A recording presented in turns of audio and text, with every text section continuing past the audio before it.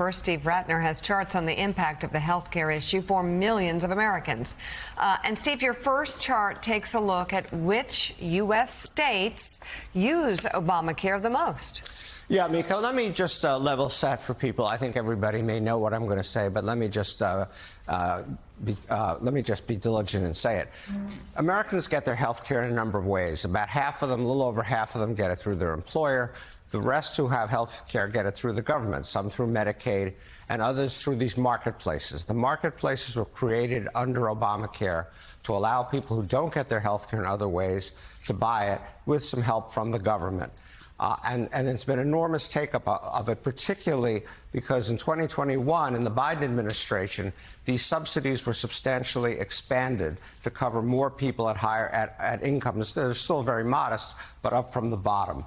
And so what's happened is that between 2025, you had more than a doubling of people enrolling in these marketplaces. There are now 24.2 million people enrolled in these marketplaces. Where was the biggest increase over the last 3 years? It was in red states, 157% increase in the number of people in the marketplaces versus 36% in blue states. You can see that also over here on this map, where you see that a number of red states, Texas, Utah, and so forth, all have over 10% of their people enrolled in the marketplace. Why is this so much a factor in the red states?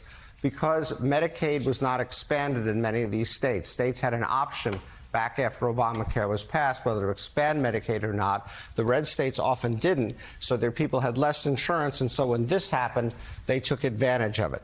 And you can also see down here, if you look by Republican congressional districts across the country, almost 8% of people are in the marketplaces, whereas only 6.3% of the Democrats. So that's why Marjorie Taylor Greene is so exercised about this, is because it is heavily a red state phenomenon.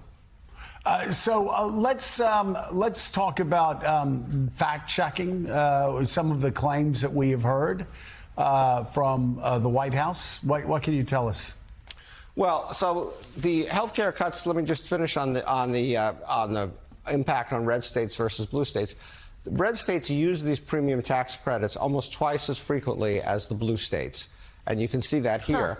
And the average benefit in the red states is $580 a month, which is $5,700 a year is the average benefit people are getting, also higher than in the blue states. And one last point on this, if you look at the increase in uninsured that will occur based on what was passed in the One Big Beautiful Bill, both the reduction in these premium tax credits as well as the Medicaid cutbacks, you can see again that this is going to hit the red states harder. 7 out of 10 of the most affected states will be red states. And so people are waking up to this. And in fact, there was a poll, to the point Claire made about polls, there was a poll that 78% of Americans support these tax credits, and even a majority of self-identified MAGA people support these tax credits.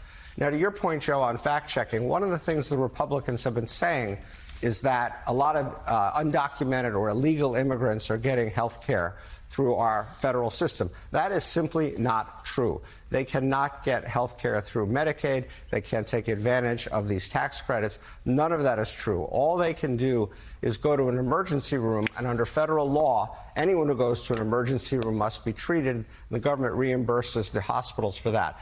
But if you look at all of the Medicaid spending, only 0.4% is on this emergency room subsidy, which not just includes undocumented immigrants, it includes all Americans of every sort who go there.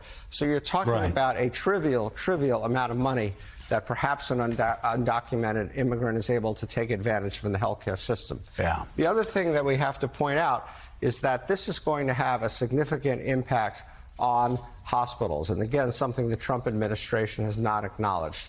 More than 40% of hospitals in America lose money, and an even higher percentage of rural hospitals lose money. And so what's been happening for a long time is closure of rural hospitals, very few opening. And so, again, you can see that what part of the pressure on these Republican congressmen is their rural hospitals are under enormous pressure.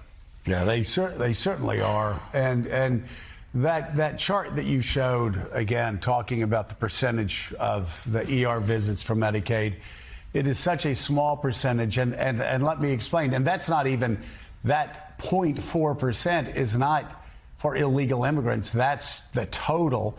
And so whatever small percentage subset that is of that is how little it is. And just like Scalia, Justice Scalia said, if you're in America, then the Constitution protections apply to you.